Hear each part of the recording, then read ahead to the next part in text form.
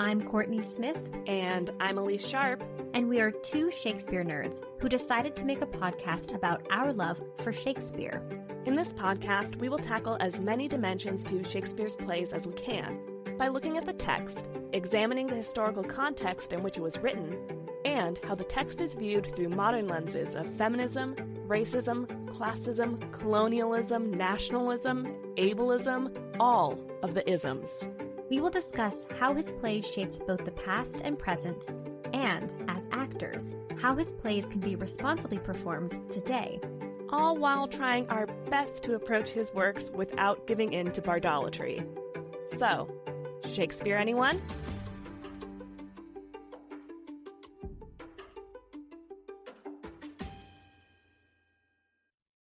Hi, listeners. Elyse here to remind you of all the ways you can support the podcast and the work that Kourtney and I do. First up, we have a Patreon. Our Patreon patrons receive exclusive bonus content. Every month, we do a roundup of Shakespeare-related content we have found online. We also share Patreon-exclusive bonus episodes of the podcast. These look like extended versions of episodes you've heard here, collaborations with other Shakespeare podcasters, and Kourtney and I doing reviews of Shakespeare-adjacent media, like TV shows, movies, and books that are inspired by or loosely based on Shakespeare and Shakespeare plays. Patreon patrons also receive snail mail from the podcast, and some levels even vote on future episodes of our podcast. If you are interested in checking out our Patreon, or just the Shakespeare-related names we've given the tiers of support, head to patreon.com/Shakespeare Anyone. The link is also in our episode description. After you've done that, please rate, review, and follow us on Apple Podcasts and Spotify. Your review might even make it on an episode. You can also follow us on Instagram, Twitter, and tell a friend. Word of mouth is our best form of advertising. Thank you so much for all of the support you give the podcast. Now, on to the episode. Hi, Elyse. Hi, Kourtney. How's it going today? It's going pretty well. How are you? I'm also doing well. Yeah. I'm so excited. This is the first discussion episode we've had since your trip. Yes. You went to England last month. I did. And we were lucky enough to get a 3-week hiatus from recording for my travels. Yeah, which is partially why so many of our episodes before this one were like, we're so busy, is because we were prepping to have this time where we were going to be in completely different time zones.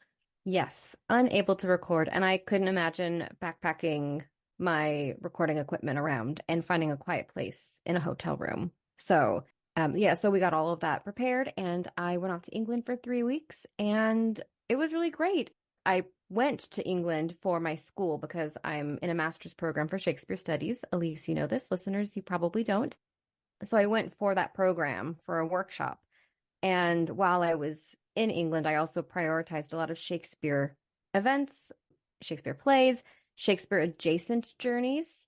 And it was such an enrichment opportunity for me. I'm going to stop you right there because I have a bunch of questions, but that's not what our episode is about. And we're actually going to have a conversation over on our Patreon that is live the same day as this episode launches. So if anybody wants to hear more about Kourtney's trip to England and the Shakespeare and Shakespeare adjacent things that you did there, please head over to our Patreon. The link is in the episode description, and that content, like all of our bonus content, is available for our Patreon subscribers. Mm-hmm. Yes. Now, what are we talking about today, Kourtney? Today, we are in discussion for our final Romeo and Juliet, not final episode generally, but our final research-based discussion on Romeo and Juliet, our current play. And we are going to talk about the feuds, the feuding in Romeo and Juliet. And that takes many shapes historically. So blood feuds, there's vendettas, there are duels, there's all of this historical fighting that is part of Romeo and Juliet and that tragedy. And that's what we're going to talk about here today. Mm-hmm. Right. You mentioned we already talked about blood feuds. We talked about it way back in our Macbeth series, because blood feuds historically were more of a medieval. I think when people think of Romeo and Juliet, they think blood feud. They may hear that and think the feud between the two families, as we see in Romeo and Juliet. But historically, it was intra-family, so family members fighting with each other over honor-based concerns and killing each other for honor, and the family honor. And this was largely eradicated by Shakespeare's time. We'll talk a little bit more about it later, but King James, which is why we talked about it during Macbeth, really cracked down on blood feuds in Scotland, which was one of the places where it was continuing into the 16th century. But one of King James's big things that he was very proud of as a king was ending blood feuds in Scotland. And he had a lot of reasons to be afraid of blood feuds. In our Macbeth episode on the North Berwick witch trials, we talked about one of his cousins stated they had a stronger claim to the throne. And so James was paranoid that this cousin would overthrow him and he would lose his power as king because of this cousin's claim. And blood feud is seen in that aspect of Scottish history. But it is not really a part of what Romeo and Juliet's feud's about. Right. You have more information about what an Italian honor-based violence looked like during this time. Yes. It's important for all of us to remember that Romeo and Juliet is written by a British man, but it takes place in Renaissance Italy. And so there are elements to the play that are a reflection of British England in the early modern days, but it's also rooted in the Italian Renaissance. Yes. That era of history. Which early modern England was aware of because Renaissance Italy had a massive influence on the rest of Europe. Absolutely. And there are aspects of the Italian Renaissance that somebody of Shakespeare's station in life would be familiar with or would have seen represented in other forms of media. Absolutely. And a lot of the books that Shakespeare would have studied as a student in grammar school or would have been available to him as a playwright in London were translated versions of Italian texts. And so he was very aware of what was going on. And Romeo and Juliet itself is an Italian story that takes place in the 1300s, 1400s. And so we're looking at late medieval Italy as well as Renaissance Italy. And so the first article that I am going to bring up, that I'm going to talk about, is called Marriage and Mutilation, Vendetta in Late Medieval Italy by Trevor Dean. And this article divides up vendetta in the medieval era as well as the Renaissance and explores what that was. And we can then extrapolate what that means for Romeo and Juliet. In the medieval era in Italy, vendetta is explained by legal and family historians as something that was the product of a family or a clan. So when there were injuries to one member of a family, those injuries were construed as injuries to all. And I have a quote from a 14th century lawyer, quote, "All of the family take up offensive weapons, for the injury done to one stains the whole house," unquote. Yeah, so vendetta was this obligation on kinsmen, and the obligation didn't die with the injured party. And vendetta also had this sense of harmony to it. So an offended family would often seek to render the same wound in the same place on the same day of the year. And there was no law denied the legitimacy of vendetta. And the law during medieval Italy generally, very broadly, only sought to limit vendetta. And it sought to impose truces or to attempt pacifications, but it didn't wholly eliminate vendetta. And so during this era, this medieval era, personal injury was a private affair. And so city-states were unable to enforce their laws, and vendetta became this private justice that was taken upon by the families, the warring families. And then during the 15th and 16th centuries, so during the Italian Renaissance, law began to limit this type of revenge. And so as the medieval system fell away, individual responsibility spread such that there was a Florentine chronicler, Giovanni Cambi, who said in 1494, quote, "There was no moral briga, or large body of troops, among citizens, and if some lads wounded one another, They themselves fought, and neither father nor brothers nor consorts got involved, unquote. So by the 16th century, vendetta was like starting to be considered the opposite of justice. Mm-hmm. It was on an individual basis instead of the whole family didn't get involved. Yeah. And it wasn't this search for retribution and this sense of like just doing to you what was done to us justice. Yeah.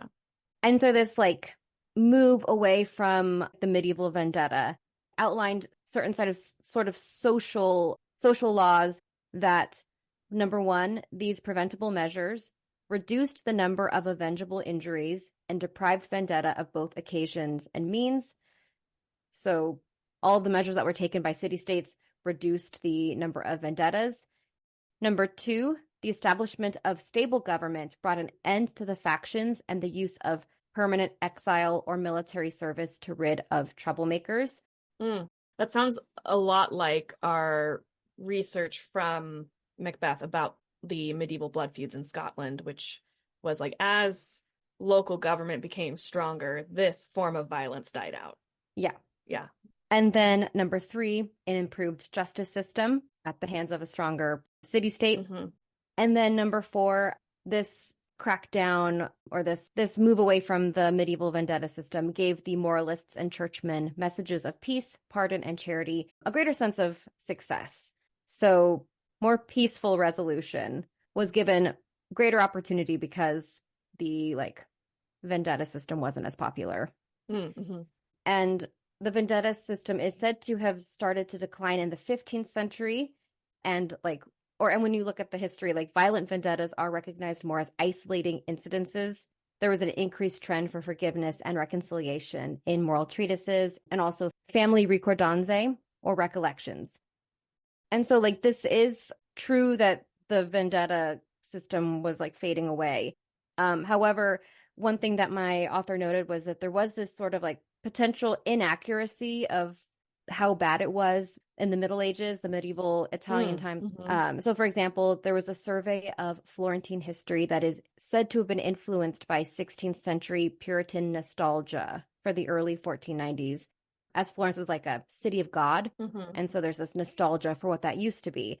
And so the vendettas during certain years are not necessarily accurate because what records we have might be biased. Yeah. There are numerous examples in the judicial archives of there not being revenge during certain eras of the Italian Renaissance, but then somebody would contradict that. Yeah. And there are also numerous examples in the archives of an incitement of revenge, but also there are even more records of revenge not taking place. Mm-hmm. Okay. So while there's this Italian Renaissance push for viewing their decline of vendettas as this moral, civilizing situation. Yeah. Those medieval vendettas did exist, but they might not have existed to the extent to which the Italian agenda for we're civilizing everybody, we're fixing everything. We're better than we used to be. We're better than we used to be. Yeah. Sounds like some Victorians we know with in England, right? Yes. So all this to say, those medieval vendettas existed, and there were lax laws during this medieval Italian era, but the historiography from the Italian Renaissance might be a bit biased, trying to make themselves look as if they are fixing this big problem. So the Italian Renaissance might have over-exaggerated how common vendettas were in the medieval period to make themselves look better. Yes. Yeah. And seem more humanist and godly. Right. Exactly. Yeah. And then in addition to this kind of rewriting of medieval vendettas, there are also some really interesting laws that existed in this time period. And I'm going to go through the Italian vendettas through a very singular lens through the Florentine laws. And the Florentine laws are not representative of all of Italy. So during the Middle Ages and then the early Renaissance, Florentine laws attempted to deal with secondary, which would be collateral vendettas, like somebody taking on revenge for somebody else. Right. These secondary vendettas in Florence had very different repercussions than in other parts of Italy. So in 1325, the penalties for secondary vendetta were initially beheading and forfeiture of property. Forfeiture of property would go to the victim's heirs. But in the 14th century, this was amended, and the law in Florentine recognized that the victim and, quote, any man of his house, unquote, had a right of vendetta, even if the offender had been condemned by official justice. So while in 1325, Florence had laws that were like, you're going to get beheaded and you're going to have your property, there's going to be forfeiture of property to the victims. By the time we get to the 14th century, it's changed, and now a victim and any man of his house can take revenge. And then in 1415, statutes went even further by allowing them to act with a group of outsiders. And this was only really seen in Florence and then a few other outliers in Tuscany. Other communes in Italy used that simple penalization of secondary vendetta, the beheading and penalties. And most cities didn't even tolerate the primary vendetta. And Verona, where our story takes place, specifically in the 14th and 15th century, did not have permissive statutes. They did not permit secondary vendetta. And so what all this means is that northern Italian cities did not want citizens taking justice into their own hands. And in our story, I guess that is the case, isn't it? Yeah. Prince Aeschylus, like, if you all act up this way, the next person who gets caught is going to have the penalty of death. Right. And in Romeo and Juliet, there has been a lack of this feud for a while. The fact that like this was like mostly a medieval thing got me thinking about like how this feud is like really old and nobody really knows how it began. But these two families have just been enemies. And then recently, as of late, there's been new mutiny from this ancient grudge, right? So there has been peace. There has been some sort of northern like law non-permissive law. Non-permissive law. And then Prince Aeschylus is continuing to be non-permissive about the violence in his city. However, it's ineffective because these young men keep getting into fights. Yeah. Even when the older generation, the Lords Capulet and Montague, are like, we promised the prince we would not do this. We're trying to be cool. Yeah. Let Romeo stay at the party, Tybalt. That's exactly what I was thinking about, was this fact that the families clearly are enemies. Yeah. It gets brought up over and over and over again, but some of them have a different extremity to which they want to engage with this feud and engage with a vendetta. Yeah. And that actually leads me into thinking about Lord Capulet dismissing the fuming Tybalt. In my reading, the scholar provides a lot of examples and anecdotes about like historical vendettas in this late medieval Italy, and they're not necessarily relevant to this discussion. They're just a lot of examples that show like there was a lot of different themes. So a lot of the vendetta themes, especially in Italian chronicles, were broken marriage promises, escalating feuds, taunting between feuding families, maltreatment of a captive during wartime. This idea of like kinship and vendetta was really pertinent during the medieval Italian time when there was like a lot of warfare going on. There also are themes of like bodily mutilation and whether the stories are true or false of families being like, hey, this person that we don't like did this thing to our family member's dead body is true or not. It was still something that fed into this continuous feud. The cases that Dean, my source, references, a lot of these cases showed that vendetta had to be deserved, and then also kin could choose the vendettas that they wish to pursue. So this is like Lord Capulet dismissing Tybalt, who's like, this guy is here at the party and he is not supposed to be here. We hate this guy. We hate his family. And then Capulet's like, man, let it go. Yeah. But hospitality comes first, my guy. Right? Yeah. And so during this era, kinsmen could also be torn apart from each other, not by vendettas, but by blood feuds that were caused by kinsmen not acting on vendettas. And all of these vendetta stories, Dean argues, were purposeful means of remembering and explaining disputes.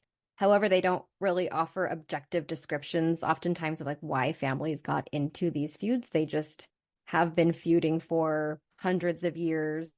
And a lot of the times, the narratives carried forward by like Italian chroniclers carry moral lessons, and they also are exemplary tales that will justify attacks, or there'll be a warning to boys, servants, and women to be disciplined and kept under firm parental, magisterial, or marital control. And they were tales of excess and transgression. So that also in some ways reminds me of Juliet, who is very much under parental control. And all of the young people in Romeo and Juliet are under parental control.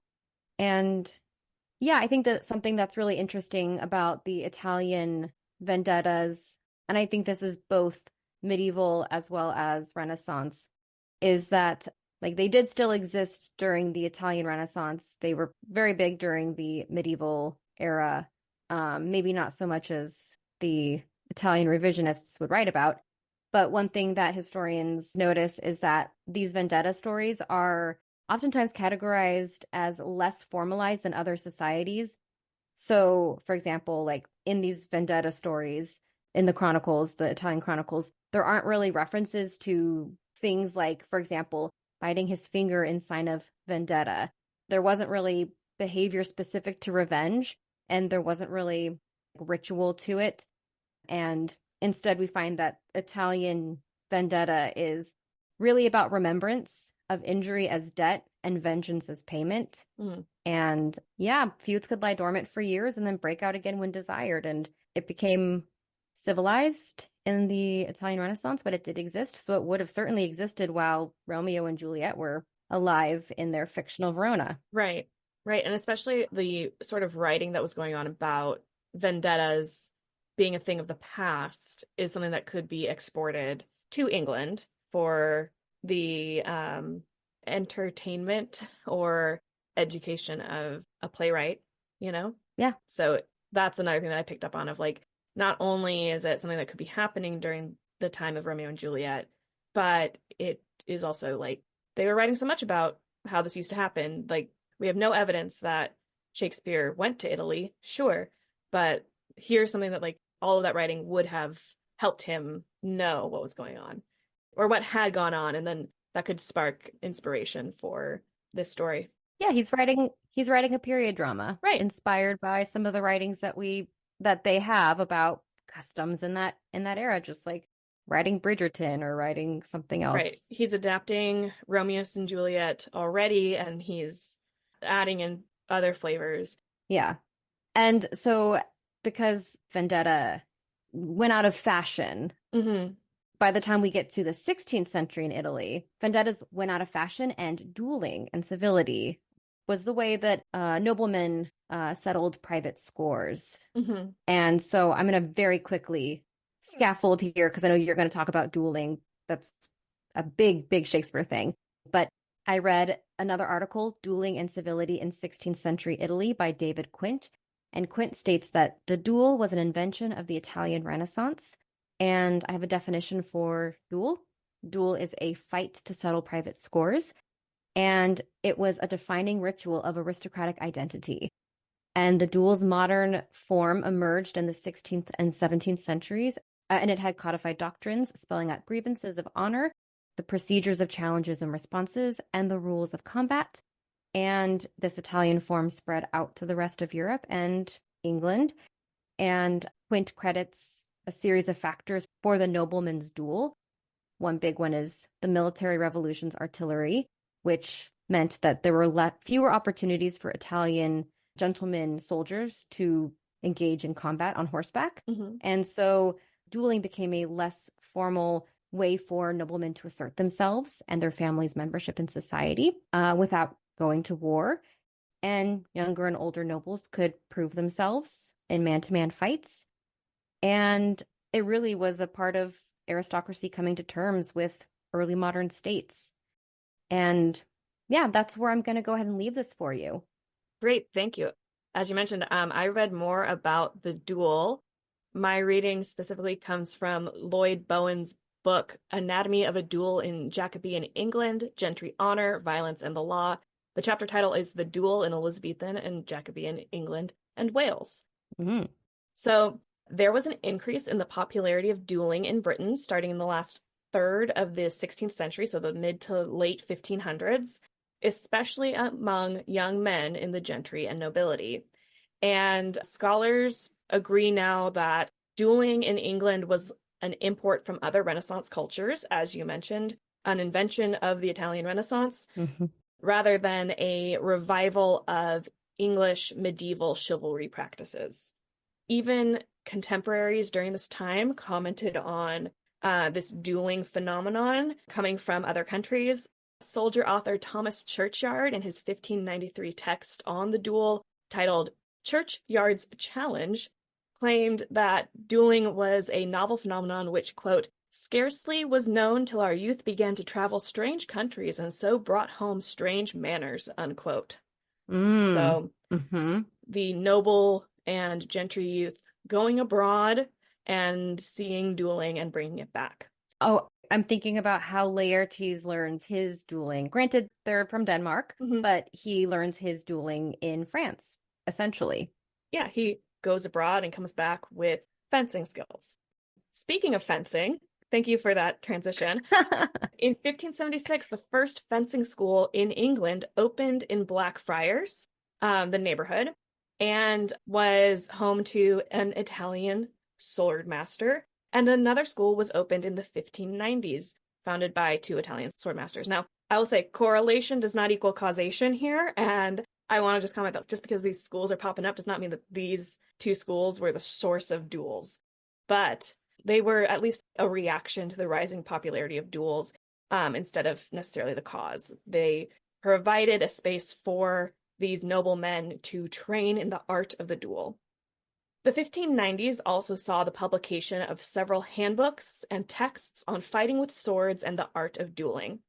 And these works popularized the duel and the ideas behind those elaborate codes and formal practices that were established in Italy, and that we can also see represented in fiction of the time, or in, fiction of today, with the 10 duel commandments from Hamilton. Follow me here.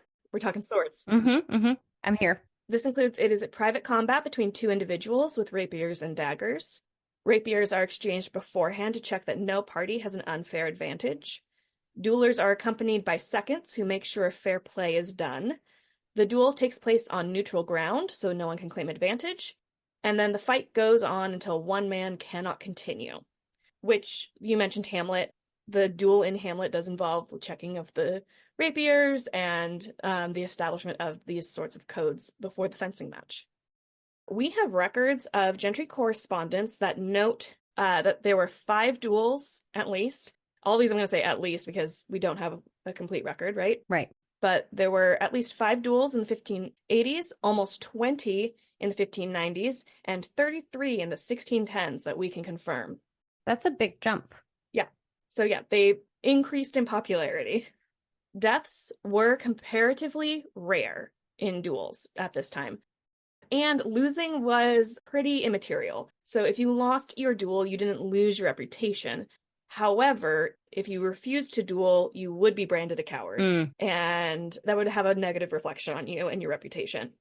However, these duels were bloody affairs that generally left one or both combatants injured, sometimes leading to long-term injuries like paralysis or dismemberment, loss of limb. Duels only took place between individuals of equal class. It was not okay for subordinate people to duel their superiors. So gentry would duel with gentry and nobility would duel with nobility, and they did not duel down. I suppose we see that too with Romeo and Juliet because the opening scene, it's 2 servants with the different feuding families. But when Benvolio enters or when Tybalt enters, those characters duel. Benvolio, I know where you're going. Benvolio doesn't fight them. Yes. He doesn't jump into their fray. Exactly. They fight somebody of their status. So that rule still applies even when it's like street violence. Right. And then one of the factors in the duels becoming more bloody in the Elizabethan and Jacobean era was the invention of the rapier. So rapiers were easier to wield compared to a broadsword and were way more lethal. Mm. And it also became fashionable for young men of the gentry to wear rapiers as an accessory. The wearing of rapiers would likely have been restricted by sumptuary laws to these upper classes as well. Quote, "It was understood that the rapier was a weapon more usual for gentlemen's wearing," unquote, and was not accessible to other classes. So the popularity of the duel also increases because you have these young men who are walking around strapped for fashion, carrying for fashion, right? Yes. So they have these lethal weapons that are at the ready. So while there were few deaths and relatively few gentry duels, even though we do see that increase, like the numbers aren't that high, they were still prominent in cultural imagination because the social and political prominence of the combatants, like I tried to like think about it, like, yeah, this makes the news because they are prominent people. They are celebrities and politicians dueling, engaging in this violence. Mm-hmm.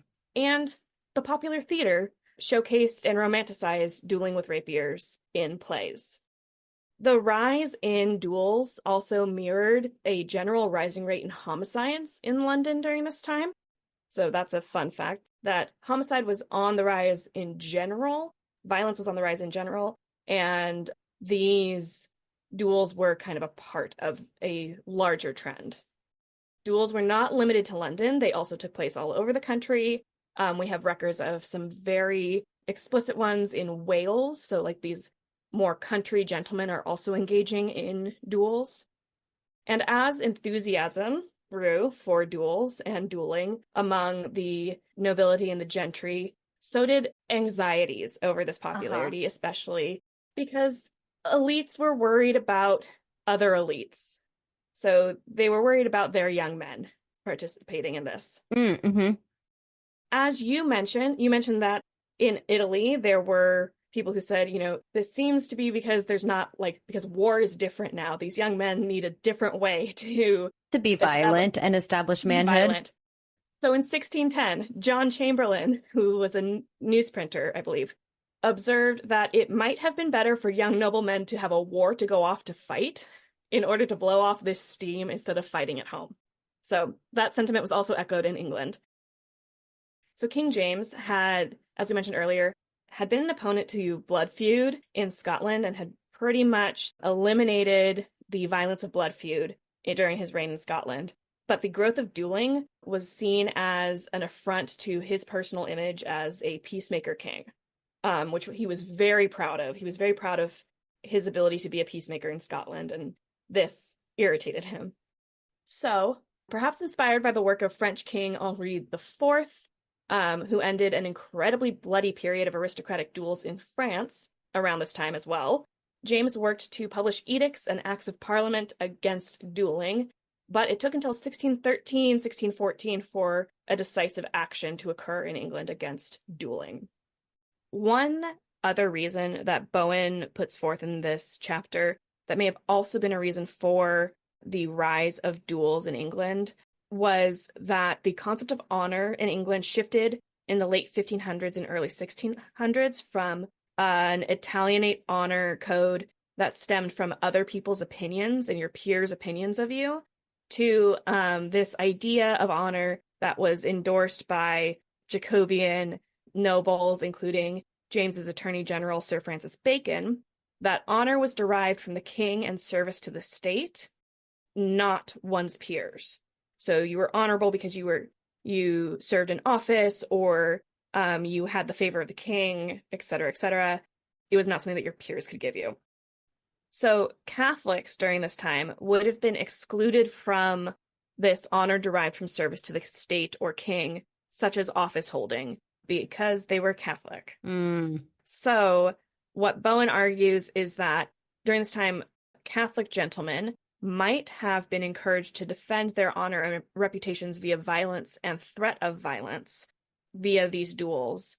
And that kind of correlates to some of the records that we have of duels in Wales come from people who end up being aligned with like Essex or like family members of Essex supporters who are also involved in duels. And it's believed that the Essex rebellion against Elizabeth was largely a Catholic faction against Elizabeth. So it's possible that because they didn't have this alternative, they were still in the Italianate honor code that if you insult me and my family, I'm going to seek, I'm Come going to, at you. I'm going to challenge you because you've Yeah. insulted me personally, and my honor comes from my peers, not from my job.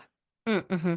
That makes sense. Yeah, and I think that one thing that stood out to me about this is one, the youth are the ones who are wearing rapiers, and I think we see that in Romeo and Juliet, that they are wearing rapiers and daggers, Tybalt and Mercutio and Romeo and Benvolio, right? Mm-hmm. And then the other thing that stood out to me was the fact that duels weren't deadly. So even though like concept of genre as we understand it today did not necessarily exist when Shakespeare was writing, and the plays that were published in the folio, those genres were not him. Those were his the editors of the first folio deciding what was a comedy, what was a tragedy, what was history, right? Mm-hmm. But oftentimes people talk about Romeo and Juliet as it's a comedy up until Mercutio dies. Right. And I just thought, like, how much of a shock, and like when it's done well, it's still a shock today. Like, it is possible to still achieve just this sudden, like, oh, I didn't expect anyone would actually die moment, even though this play's been around for 400 years. But knowing that like duels were, you often got injured, but nobody died, made me go, oh, I wonder if for Shakespeare's audience, this was as big of a plot twist as it sounds like it could have been, and what we kind of see it as, and it feels like, because not only have you been laughing and having a good time up until that moment, but even with a duel, you maybe don't expect it to be fatal. Right.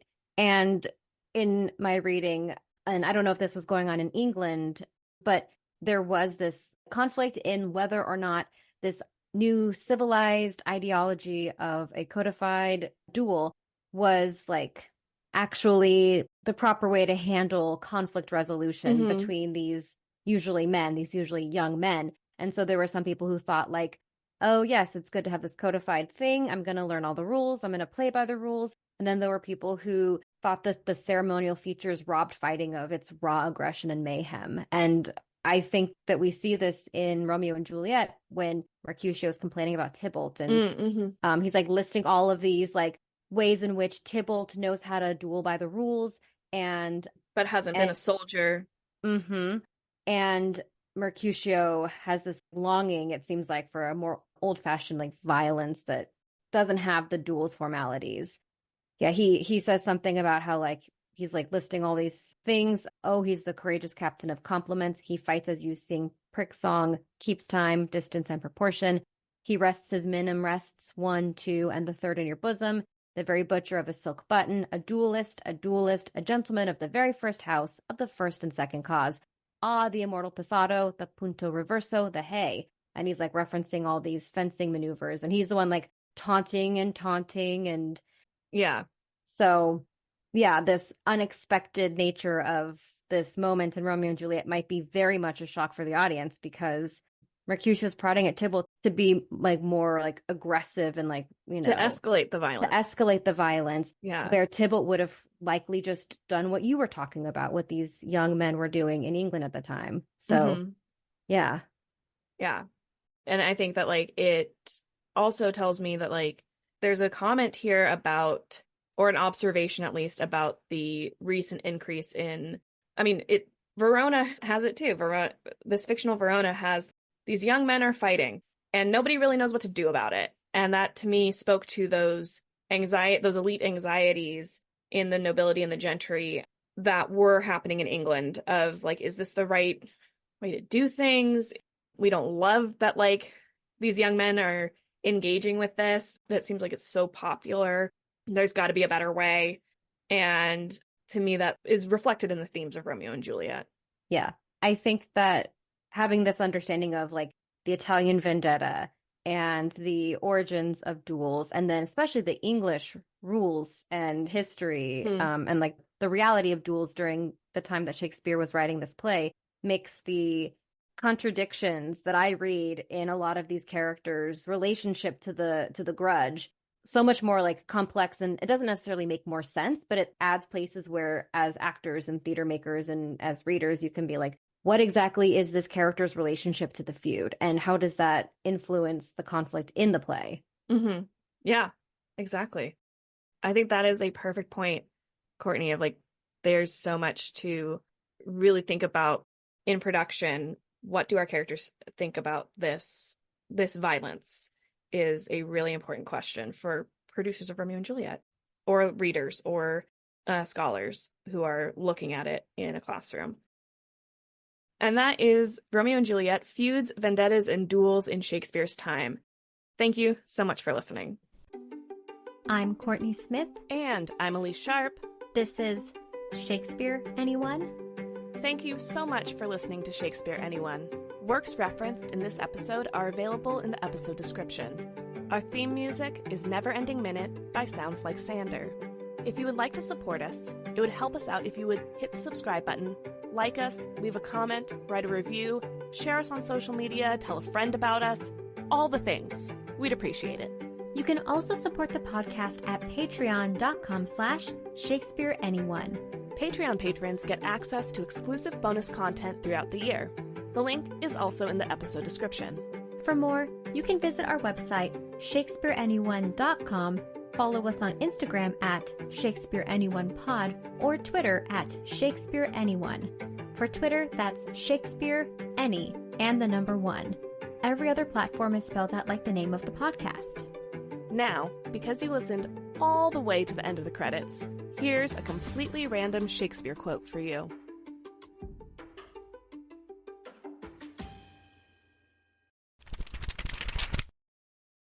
From Henry IV, Part 2, Act 5, Scene 2, said by Prince Harry as king. Yet weep that Harry's dead, and so will I. But Harry lives that shall convert those tears by number into hours of happiness.